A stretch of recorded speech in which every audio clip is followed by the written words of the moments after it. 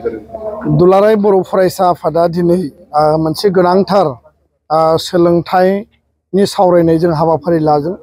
बिटिआरआव थानाय उदालगुरि, बाक्सा, चिरां, क'क्राझार आरो बेयाव तामुलपुरबो दङ। जथायै मोनबा जिल्ला, बे जिल्लानि गासै 320 लवार प्राइमारि, आपार प्राइमारि आरो हायर सेकेन्डारि हाई स्कुलनि टिचार्सफोरखौ जों हांख्रायदों।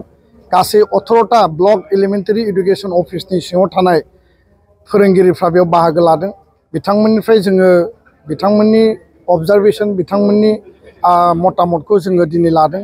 मेटारा जाहैबाय जे थांनाय 2025 मायथाइनि गुण'त्सवआव बर' बिजोंनि सोलोंथाइ आरो बिटिआर ओनसोलनि जि गुण'त्सवनि जि मानदान्दा पारफरमेन्सआ बे पुर जादों आरो बेखौनो फेक्ट फाइन्डिं खालामनो थाखाय जों कनसालटेटिभ मोनसे डिसकासन लादों।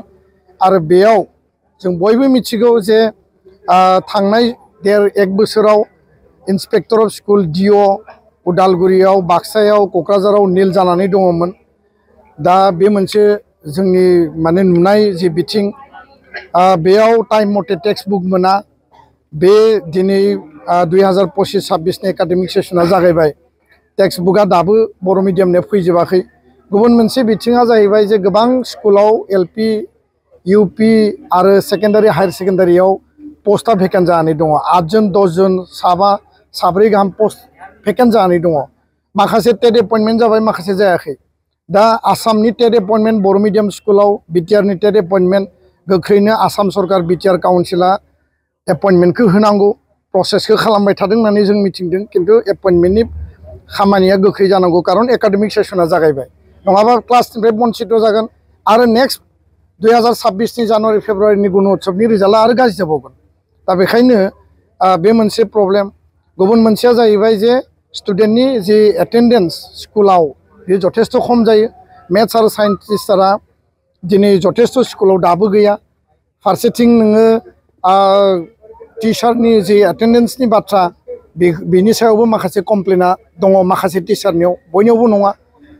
प्रायथ' जोङो रेगुलार टिचार एटेन्डेन्स जानायखौ दिनै माने गोबां माखासे मेथडनि गेजेरजों सरकारा इनसिस्ट खालामनायनि थाखाय दिनै नुदों।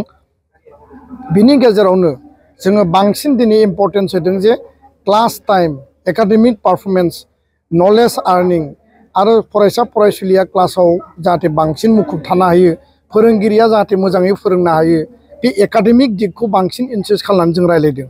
कारन लेभेलनि स्कुलाव नुयो जे बिथांमोना रिजाल्टनि सायाव कम्पिटिसन जायो, बा नोङो क्लासनिखौ मालाबाबो खथि खालामनो नागिरा।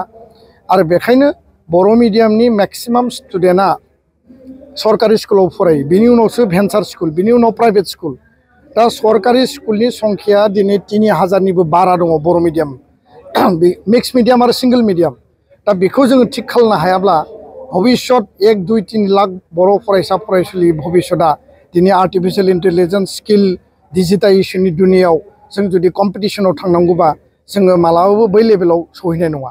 दा बेखायनो टिचार्सफोरनिफ्राय आरो गोबां लेभेलनिफ्राय मोनसे कमप्लेन दङ जे सिंगल टिचार स्कुल, बे सिंगल टिचारखौ सरकारा ट्रेनिङाव, सरकारनि गुबुन गुबुन खामानियाव बाहायो। सेन्सासाव बाहायनाय बा नोङो इलेक्सननि डिउटियाव बाहायनाय, बेथ' मोनसे आलादा दिग। बेयाव मेन पावारनि प्रयजन जायो। सरकारा मोनसे नीतिनि सायाव बेखौ खामानि मावदों। बिनि बादैबो, बिनि अनगायैबो जिफोर एक्टिभिटिफोराव बिथांमोनखौ इनभल्भ खालामनो गोनां गैयामोन, गोबां एक्टिभिटि होनानै दोनदों, जायनि थाखाय क्लासाव, स्कुलाव बिसोर खम सम मोनो, बाहेरा एक्टिभिटियाव बांसिन इनभल्भ जानो गोनां जायो। आरो बेखायनो बे मोनसे गिदिर मोनसे थासारि। आरो बेखायनो दिनैनि सावरायनायाव एबसु आरो फोरोंगिरि जे खामानि मावनो गोनां दङ, हमवर्क जोंनि लेभेलाव मावगोन। फोरोंगिरिया प्रपारलि एकाडेमिक क्लास, स्टुडेन्टनि इभालुएसन, एसेसमेन्टखौ मोजाङै खालामनांगौ। लोगोसे गार्जेनाबो रेसपन्सिबिलिटि दङ। गार्जेना गथ' गथायनि फरायनाय, हमवर्क, डिउटिखौ नायनांगौ दङ। फरायसा फरायसुलिफोरखौ जों मटिभेट खालामनांगोन जाहाथे क्लासनिफ्राय बाहेरायाव थाया, ड्रप आउट जाया। आरो बेखायनो जोङो बे गासै दिगखौ नायनानै फैबाय थानाय जुलाइ दानाव एबसुनि इनिसियेटिभआव 5000 टिचारखौ लानानै इडुकेसन आरो टिचार कनक्लेभ बर' मिडियामनि थाखाय जोङो जुलाइ दानाव सामार भेकेसनाव खुंनो थाखाय जों थांखि लादों। लोगोसेनो प्रत्येक 15 दिननि उन जोंनि आनसलिक, जोंनि डिस्ट्रिक्टआ मोनसे इडुकेसननि मोनसे माने सेल बा टीम दानानै जोंनि स्कुलफोरखौ भिजिट खालामनानै बिनि पारफरमेन्सनि सायाव बिनि क्लासनि सायाव स्टुडेन्टनि जे एक्वेट नलेजनि सायाव माखासे एक्टिभिटी लानायनि गेजेरजों जोङो खामानि मावलांनो थाखाय जोङो दिनै थांखि लादों आरो बे सावरायनाया जथेस्थ इम्पर्टेन्ट आरो एकाडेमिक रिजाल्ट आरो फरायसा फरायसुलिनि जे गियान बे बुथुमनायनि बेलायाव जाहाथे फोरोंगिरिफ्रा बांसिन स्ट्रेस होगोन टीचार आरो गार्जियन आरो स्टुडेन्ट बिनि सायाव बांसिन खामानि मावगोन आरो एबसुआ जि लेभेलाव सापर्ट होनांगौ जोङो सापर्ट होलांगोन सरकारा जिखिनि मावनो गोनां दायित्व दङ एपइन्टमेन्ट होनायनि बेलायाव officer appointment teacher appointment text book सरकारखौ जों दाबि खालामगोन आरो सरकारा टाइम मथे बे गासैबो खामानिखौ मावनांगौ होननानै जोङो दाबि दैखाङो दुलाराय बर' फरायसा आफादनि जि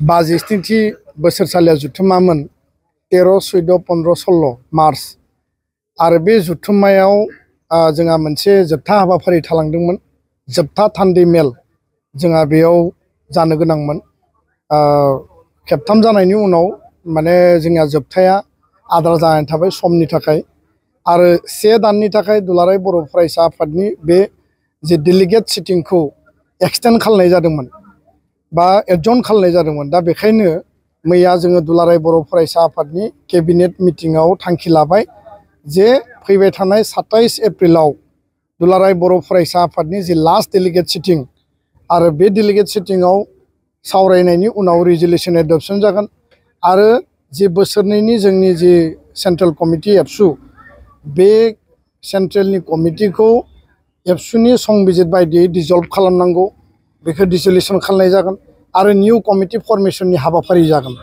दा बेखायनो 27 तारिखनि हाबाफारियाव जोंनि जि दतमानि बड'फा फोथाराव खुंनाय बे जुथुम्मायाव जायफोर थान्दैफोरा रेजिस्ट्रेशन खालामदोंमोन बे गासै थान्दैफोरखौ जिल्ला दखरा दालाय बा इउनिभार्सिटि आरो कलेज गासैखौबो जों हांख्रायनायनि गेजेरजों जोंनि जोबथा थान्दै मेलखौ जोङो खुंफुंगोन बड'लेण्ड मुलुगसोलोंसालिनि अडिट'रियामाव आरो बेयाव रिजोल्यूशन एडप्शन जागोन लोगोसेनो दानि कमिटिखौ डिजल्भ खालामनानै निउ कमिटि फर्मेशननि खामानिया बे खालि जागोन आं बेखायनो बर'नि बे पर्टेल मिडियानि गेजेरजों जोंनि दखरा जिल्ला आरो जोंनि गासै थान्दैफोरखौ बाहागो लाफैनो थाखाय आङो फोरमायहरबाय अफिशियेल जोंनि नटिफिकेशनाबो जिल्ला आरो आनसलिक लेभेलाव थांगोन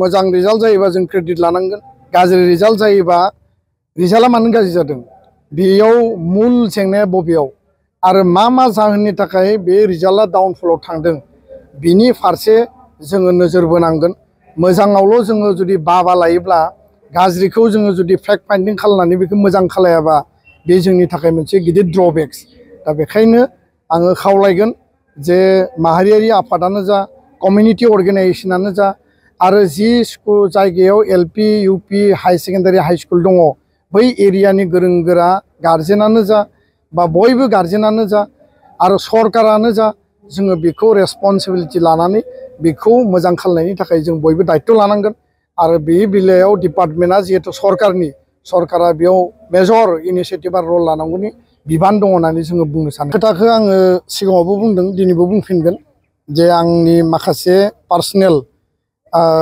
थासारिनि थाखाय आङो माने एबसुनिफ्राय माने रिलिज बा एबसुनिफ्राय आं बिदाय बिदों आंनि स्थितिया दाबो बाहाल दङ आरो जोबथा थांखिखौ डेलिगेट हाउसआ लागोन जिहेतु 27 एप्रिलाव डेलिगेटआव गोदान कमिटि दानाय जागोन सावरायलायनानै डेलिगेट हाउसआ जोबथा सिद्धान्तखौ होगोन आंनि आपिला थागोन आरो बे खालि रिजाल्टखौ मोननो हागोन गोजोन्थों।